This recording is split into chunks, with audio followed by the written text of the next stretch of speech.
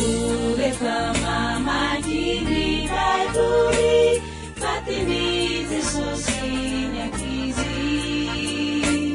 nolazany ondrikeliny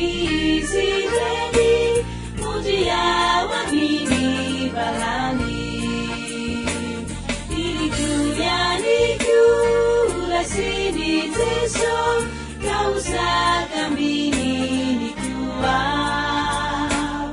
Angelai teni mami uwe apela nizazana tuna matatu pamangarakani teria tuire wankizi faiza izarani tizabana tuireku yezakaitari nisiterana suma finalicha numanini mani yankizi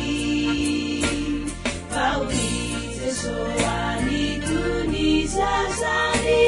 matakana jia manicha antapiti sanyankizi timbalala niamini Jesosy zaza sifantany famisy toerana wazy ao aminy Jesosy pamonjy fitoerana bebony nahita tsara sy mamindrindrako iarapaly aminy Jesosy satrio